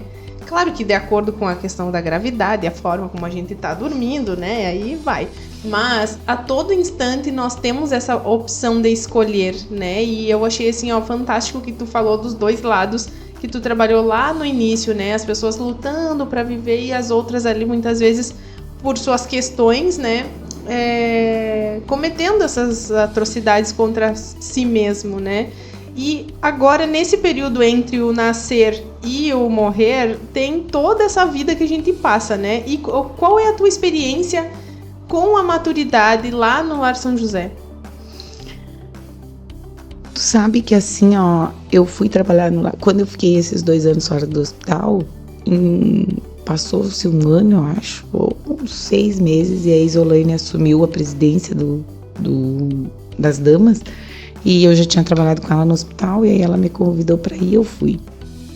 Eu adoro estar lá, né? Hoje eu vou muito pouco lá em função dessa questão da minha carga horária, então eu faço mais um trabalho voluntário, mas o lar, ele é uma instituição extremamente carente em termos lucrativos, porque não tem, mas sabe, a minha qualidade de vida é lá que eu recarrego as baterias, né? É lá que também, assim, as coisas, a gente vê as pessoas, a gente recebe o carinho deles, mas tem uma moça que é cega e eu chego e ela diz, pelo cheiro é a Renata. Então isso é muito legal, sim, né? A gente ser reconhecido. Não pela aparência, nem por ser quem tu é, mas pelo simples fato de reconhecer o teu cheiro. Sim. Então, o Lar São José é um lugar onde as pessoas estão lá e que eu não gosto muito quando as pessoas se referem a lá como um depósito, lá não é um Sim. depósito. Tem pessoas lá que são muito bem assistidas por suas famílias e que estão lá por uma questão estrutural, porque hoje a gente sabe que ter um idoso é como se tu tivesse uma criança. Sim. A questão de custo-benefício em tu ter uma pessoa de idade em casa, onde tu depende, essa pessoa depende de ter um cuidador, alimentação, medicação, todo o atendimento que isso demanda, muitas vezes lá no lar, eles conseguem fazer esse atendimento e elas não ficam passando aquele sofrimento, às vezes sendo abusadas psicologicamente e financeiras por outras pessoas da família. Então lá não é um depósito, lá é um lugar onde as pessoas têm muita vida, sim. E quais lições, assim, tu tem aprendido nesse período que tu tá lá no lar, que tu já pensou assim, nossa, isso é totalmente diferente do que eu imaginava, do que era a vida? Sabe que uma das coisas que me chama muita atenção é às vezes quando eu tô lá e converso e vejo, e aí tu vê aquela vovozinha ou aquele vovozinho bem sentadinho, bem quietinho, bem frágil, né? E aí lá vem alguém da família, e comenta, e conversa, e conta uma história, e conta outra, e que tu pensa assim, mas como é que vão deixar essa coisa mais querida aqui sozinho, ninguém cuida, ninguém... Mas ele tem um passado, né? Às vezes ele já abandonou essa família antes, às vezes ele já maltratou essas pessoas antes. E aí reforça aquilo que do meu dia a dia, que eu tô plantando hoje, o que eu vou colher depois. Não quer dizer que a gente fazendo tudo certo, tudo vai acontecer como a gente planeja. Sim. Mas pelo menos tu tentou fazer a coisa como ela tinha que ser. E às vezes é muito fácil a gente criticar. Mas como que uma família abandona um idoso? Mas às vezes esse idoso bebia, batia, abusava, né? Tem um passado. Sim, isso é uma das coisas que eu comento inclusive com a minha mãe, né? E minha mãe mora sozinha, tem seus 50 e tantos, né, mãe? Seus 50 e tantos. E eu sempre falo assim, mãe, tu gosta de ficar sozinha? Eu digo assim, os vizinhos vão achar que as tuas filhas te abandonaram.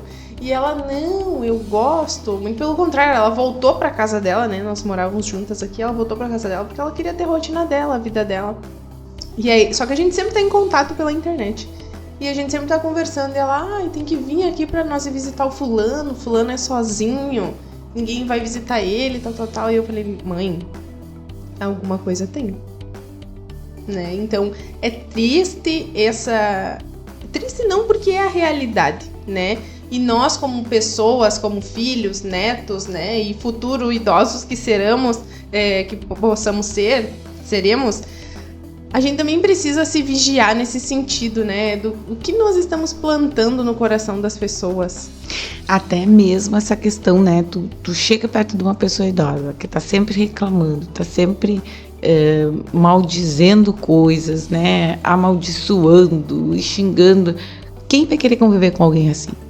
Né? Eu sempre digo, eu quero as pessoas perto de mim porque elas querem ficar perto de mim e não porque elas precisam, porque elas têm a obrigação de ficarem perto Sim. de ti. Então esse cuidado da gente proclamar e da gente pensar em acolher as pessoas bem, tratar as pessoas bem. Eu adoro minha casa cheia de gente, eu adoro que meus filhos estejam com os amigos dele lá, mas eu chego uma hora que eu não quero ninguém. Sim. Como eu digo às vezes, eu quero tomar banho e sair do banheiro enrolada na toalha e ir pro quarto, sem ter essa quebra de privacidade, né? Sim. Eu fui ano passado numa palestra da doutora Ana Cláudia Quintana Arantes, né? Que escreveu alguns livros devido a essa experiência dela de trabalhar com os idosos. E ela fala exatamente isso num dos livros, sobre como a gente aceita, que a gente precisa se deixar ser cuidado. Que é mais fácil cuidar de uma pessoa que aceita ser cuidado do que de uma pessoa que sim, a vida inteira teve sua autonomia e por A ou por B foi tirada, né, dela, mas é bem isso, nada tá bom, sempre se praguejando, sempre, né, então, devido a essa experiência dela com os idosos, né, no hospital, ela escreveu esses livros como se fosse uma receita, entre aspas, né, pra gente, de leitor, trazer isso como lição pra vida. E uma das coisas que me virou muito essa chave na cabeça quando eu li o livro dela foi isso. Será que eu me deixo ser cuidada? Isso é tão difícil, Será que eu não vou ser uma idosa chata? A gente maniática?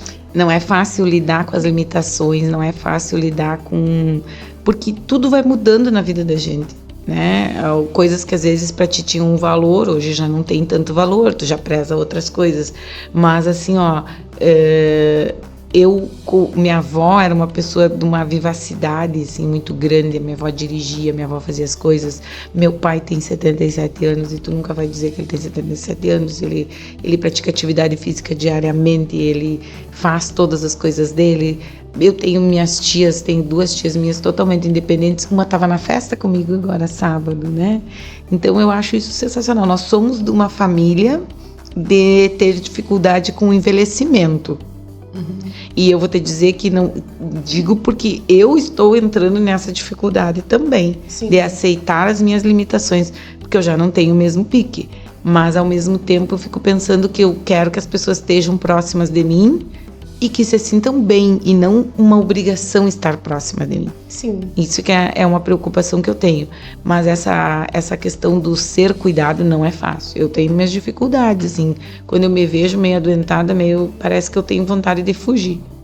Que ninguém me incomode, me deixa quieta, que daqui a pouco eu já vou ficar boa. Sim, sim.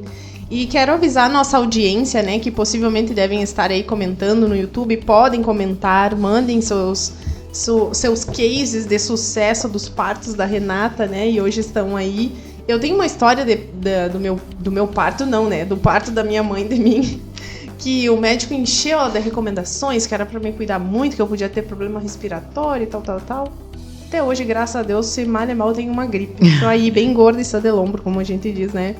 Então, podem deixar seus comentários aqui pra Renata. Porém, esse nosso episódio de hoje, ele tá sendo gravado, né? Um episódio gravado, que é estranho, né? A gente fala hoje, mas hoje é segunda e o episódio tá passando na terça, né? Então, verdade. A audiência entenda aí, né? Mas nosso episódio tá sendo gravado. Mas podem deixar seus comentários, que com certeza a Renata vai ler depois, né? Vai assistir também, né? E vai ler. E o que tu percebe, assim, Renata, dessas situações, né? Agora voltando para a questão da maternidade, das mães que tiveram seus filhos, né? E eu vou te perguntar isso porque eu vi no teu Instagram uma foto tu com os bebezinhos e depois eles grandes, né? Qual o sentimento que tu tem em ver, né? Muitas vezes não consegue acompanhar diariamente, até porque são muitos bebês, mas de tu lembrar que eu fiz esse parto, participei desse parto e hoje a pessoa tá aí grande. É sensacional, sabe? É muito lindo tu ver aquela vida, aquela família ali. E às vezes eu até mexo com eles quando eu tô fazendo o 2º parto ou 3º parto. Eu digo, agora eu já vou ter que começar a frequentar as festas da família, porque eu já faço parte da família, né? Mas é uma brincadeira e eu acho assim, ó, eu sou muito grata a eles me oportunizarem isso, né? A poder compartilhar com eles esse momento que é tão deles, tão Sim. família. E eu tô ali, chego meio de paraquedas, vou tentando achar meu canto, meu caminho e compartilho com eles isso. Que muitas vezes, assim, ó, o parto, na realidade, nós só damos um apoio. Quem faz é a mãe, quem nasce é o bebê. Sim. E a mãe é quem faz tudo. A gente tá ali para dar um suporte técnico e encorajamento e tudo mais, mas a grande maioria das vezes as mulheres fazem tudo sozinhas. E eu sempre digo para elas, eu confio em ti, sei que tu vai conseguir, por isso que eu estou aqui contigo, né? Mas é sensacional ver os teus afilhados, netos, cada um chama Sim. de um jeito, mas tu vê eles crescendo aí e se multiplicando. Com certeza. E tu observa que há uma taxa de maior ou menor de nascimentos aqui na nossa cidade de tempos pra cá? Tem aumentado, tem diminuído? Tem diminuído bastante. Tu sabe que teve uma época que eu pensei assim, meu Deus, onde que a gente vai colocar todas essas crianças? Que sempre era muito nascimento. Na minha percepção, não de alguém que tá lá dentro, né? Não, a gente já teve. Assim. A gente já chegou a ter 500, 400 nascimentos ano, né? E agora, nos últimos anos, ele vem tendo um decréscimo muito grande também. A gente hoje deve estar lidando com em torno no município de 300 a 350 nascimentos ano. Isso também é uma coisa que nos preocupa. Não que a gente queira que todo mundo saia fazendo filho, Sim. não é esse o objetivo. Mas assim, ó, por uma questão também, o Ministério da Saúde, ele mantém as maternidades até 300 nascimentos. O dia que nós diminuir de 300, nós corremos o risco de perder nossa maternidade. E aí as mulheres vão ter que começar a ganhar seus bebês em Uruguaiana e São Borja.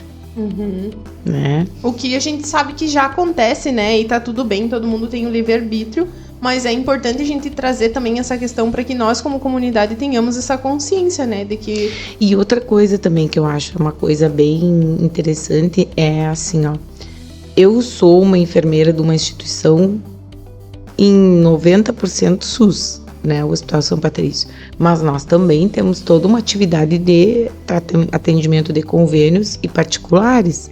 Então, o que não existe é, durante um procedimento, aquilo passar a ser um atendimento SUS, passar a ser particular.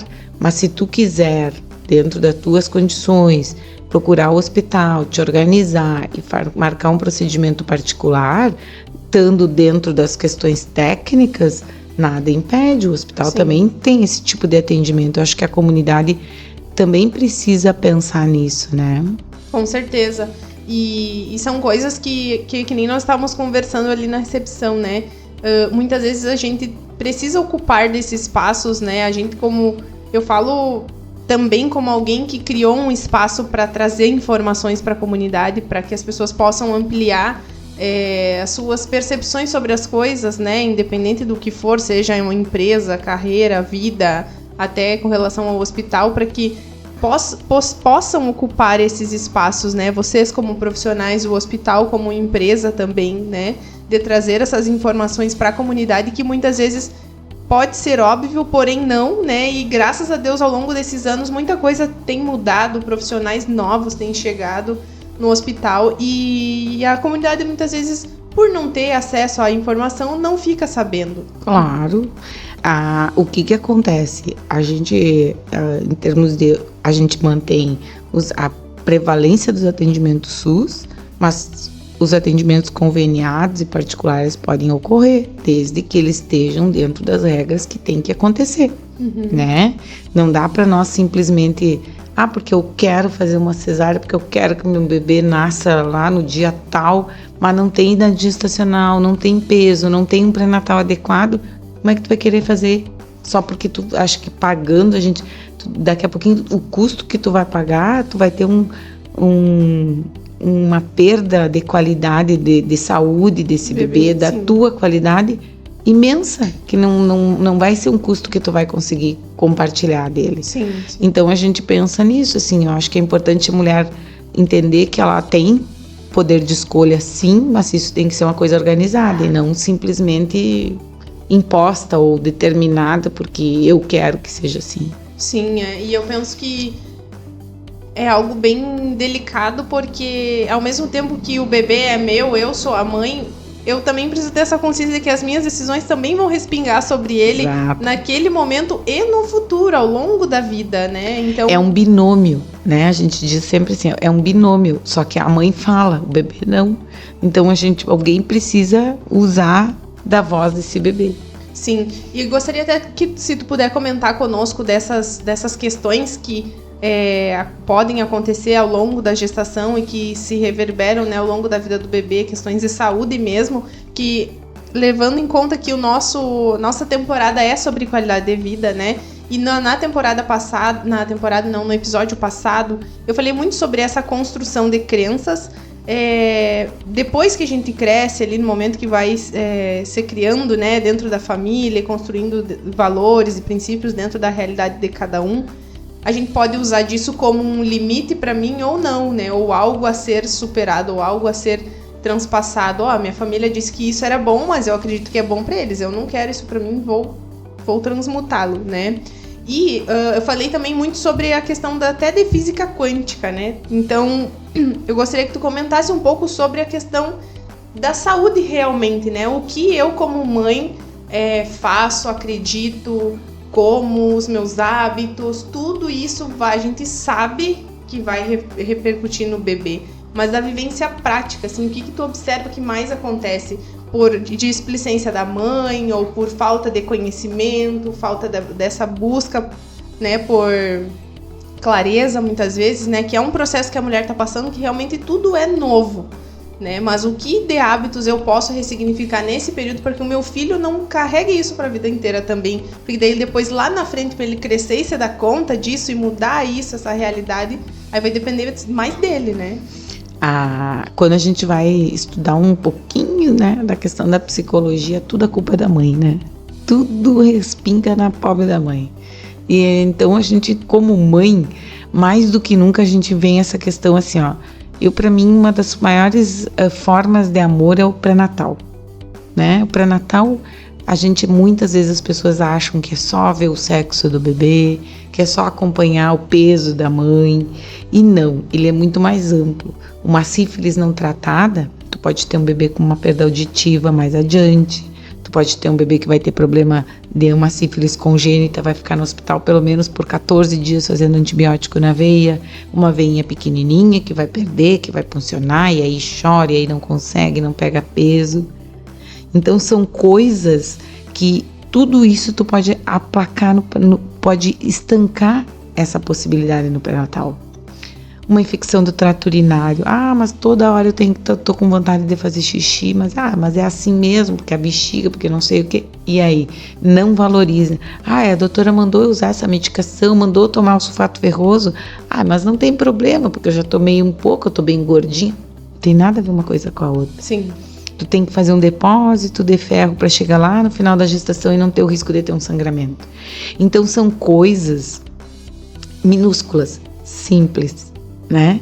Mais uma vez voltamos, são coisas simples que as pessoas muitas vezes estão preocupadas em fazer o ultrassom 3D, saber o sexo do bebê, mas não estão preocupadas em cuidar aquelas coisas mínimas. Uma das principais questões é essa, pré-natal, e com isso vem a alimentação. Não tem por que comer por dois, não tem por que abusar de alimentos que não são nutritivos para essa mãe e que só vão trazer coisas que depois, ao longo do tempo, um bebê, porque o meu bebê vai ser bem gordinho, um bebê gordinho tem que fazer a KGT, tem que mamar, às vezes suplementar. Então assim, coisas que a gente acaba não valorizando, porque são simples, porque está ao nosso alcance. Mas é só hoje que eu vou comer um X, é só hoje que eu vou tomar um refri, e ali tu vai acumulando coisas que esse bebê, no fim, pode acabar tendo danos na saúde dele, né? Exato. E, de novo, né, eu volto a essa questão de que é interessante tu falar do ponto de vista técnico, né? E que são coisas realmente simples, mas que a gente complica, eu falo não só as mães, a gente como pessoa também complica, e eu falei isso no episódio passado, porque muitas vezes a gente não tem clareza, né, e a gente tá ali naquela, às vezes olhando pra frente, mas com óculos meio embaçado. Então, eu queria que tu desse uma dica, assim, da Renata, pessoa, mãe, profissional, que foi criada pela avó, que viu muitas coisas talvez que não quisesse pra si, que buscou ressignificar, uma dica de um caminho diferente que tu buscou fazer pra descobrir, não, essa sou eu, essa é Renata, ninguém tá me dizendo o que eu tenho que fazer, eu quero fazer isso, mas porque eu precisei me conectar com algo, precisei ficar fazendo nada, né? Uma dica pra alguém que tá tentando olhar pra frente, mas tá com óculos embaçados, às vezes ali no período da gestação, eu sei que eu tenho que mudar alguns hábitos, mas eu não consigo passar dessa fase. O que a Renata diria pra essa pessoa hoje? Eu diria pra ela o que eu sempre digo, assim, não só pra quem tá no momento de gestação, mas para quem a gente está sempre gerando alguma coisa, né? Gestando algum pensamento, alguma ideia, planejando alguma coisa, é que a gente tem que ter calma e ter amor, né? O amor não é aquele amor de sexo, de dinheiro, de valorização, de demonstrações. O amor, ele vem nas coisas simples, ele vem nas coisas, na preocupação, no olhar. Lembra que eu te disse que às vezes tu chega no São Patrício, tu dá bom dia, a pessoa não te olhou direito, daí um pouquinho tu faz a volta, mas tá tudo bem contigo. Isso é amor, né? Sim. Então eu acho que a gente tem que ter um olhar de amor na vida. Amor por estar aqui, ser feliz com o que eu tenho, não é ser desambiciosa, não ser contenta com pouco, não. Mas às vezes o simples, ele é bem demorado pra gente conquistar, mas ele tem um valor muito significativo. E o amor é uma coisa assim, que talvez a gente banalizou ele, mas que pra mim ele é uma demonstração diária de coisas. Eu preciso me sentir amada diariamente. E como eu preciso me sentir amada, eu acho que eu preciso demonstrar diariamente esse amor. Por todos. Todos, quando eu falo, enquanto pessoas que estão ao redor de mim.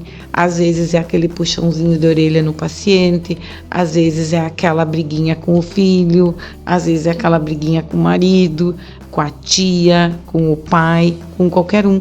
Mas o meu jeito de amar é esse, é me preocupar. Sim. E eu acho que é fundamental que as pessoas saibam que alguém pensa nelas. Sim. Então, quando a gente começa a querer pensar nos outros e demonstrar isso, eu tenho uma preocupação muito grande na minha vida, que é assim, e se amanhã eu morrer, as gurias dão risada de mim no hospital quando eu faço uma coisa, eu digo, eu vou deixar aqui escrito, se eu morrer amanhã vocês vão saber onde achar. Né? Lá no SAMU eu faço a mesma coisa. Gurias, eu comprei tal coisa, tá guardado aqui. Se eu morrer amanhã, vocês vão saber onde achar. Mesma coisa lá no lar.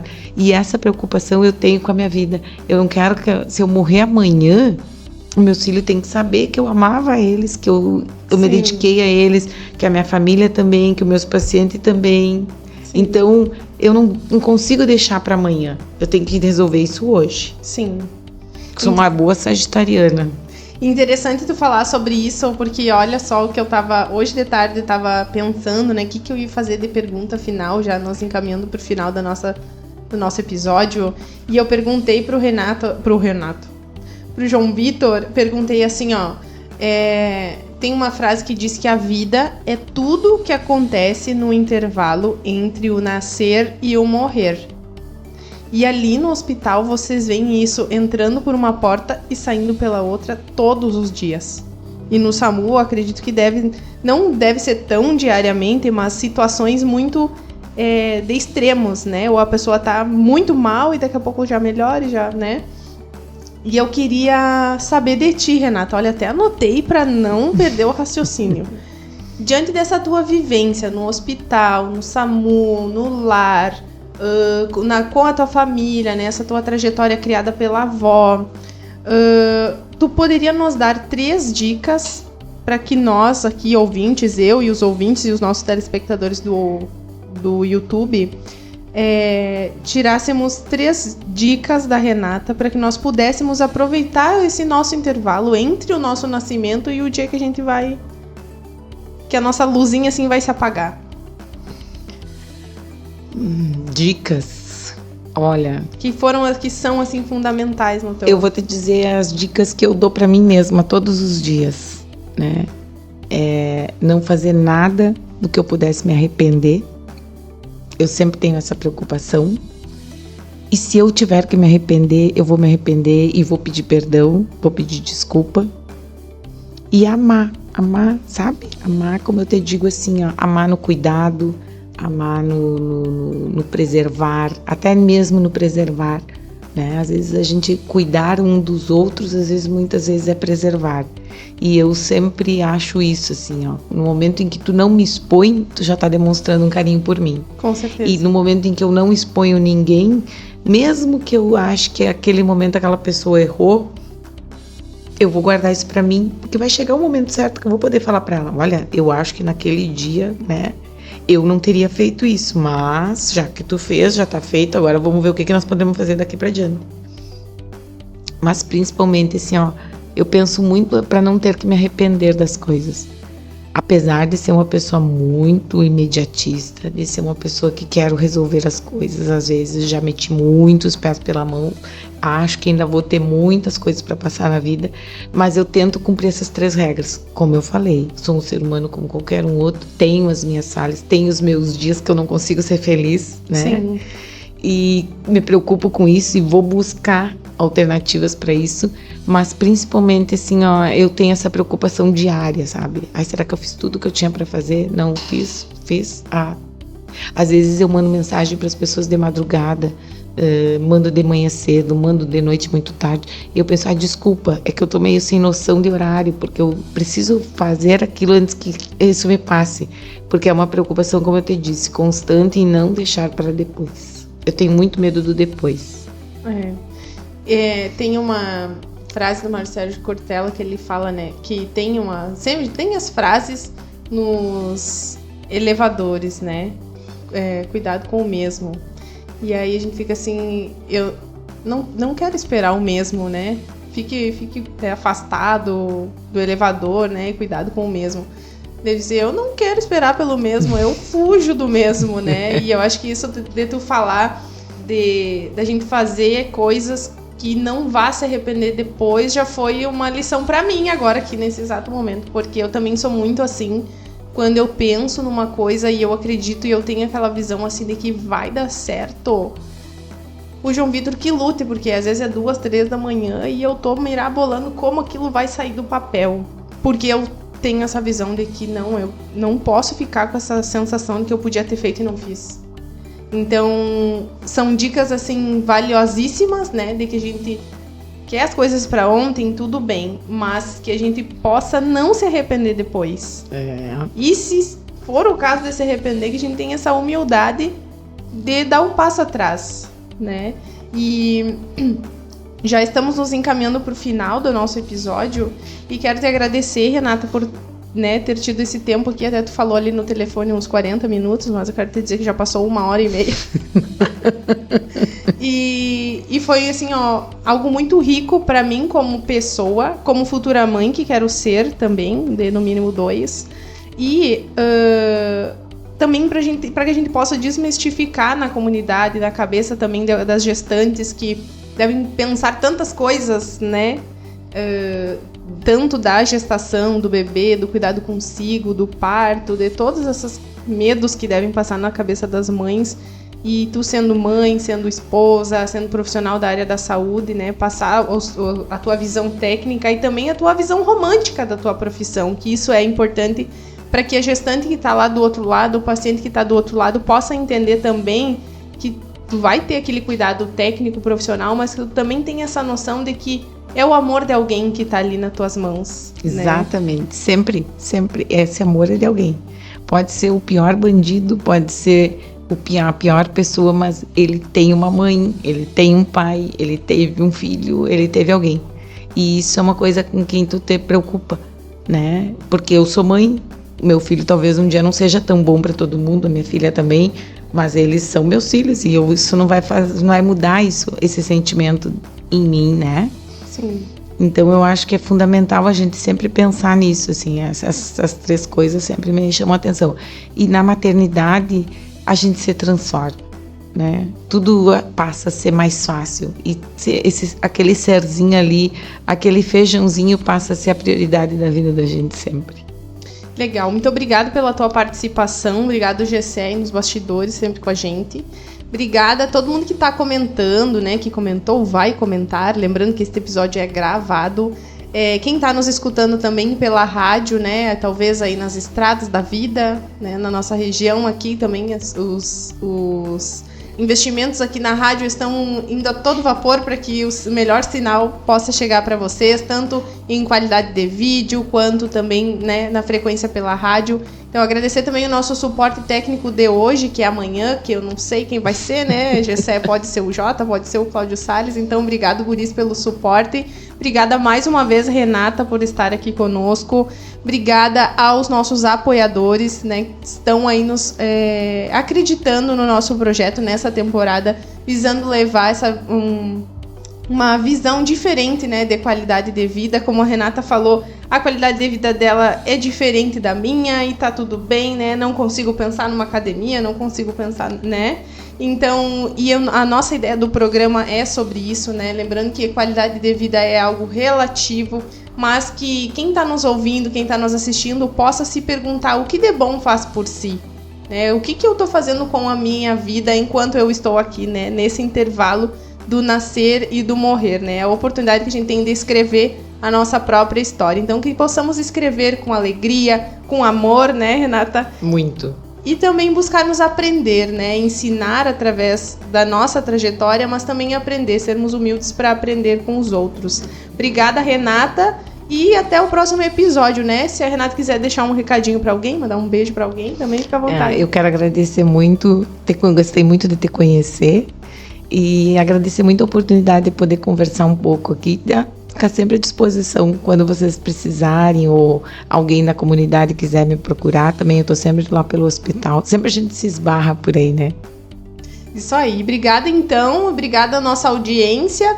Lembrando que podem se inscrever no canal, né? Nos seguir lá no Instagram, Conectando Propósitos Itaqui, e no YouTube, Conectando Propósitos Podcast. Podem se inscrever aí, coloca aí, inscreva-se, ativa o sininho, que na próxima semana vai ter outro convidado que eu não vou contar quem é agora, então segue lá no Instagram para vocês ficarem sabendo primeiro que todo mundo quem vai ser o nosso convidado. E até semana que vem, se Deus quiser. Beijo, tchau!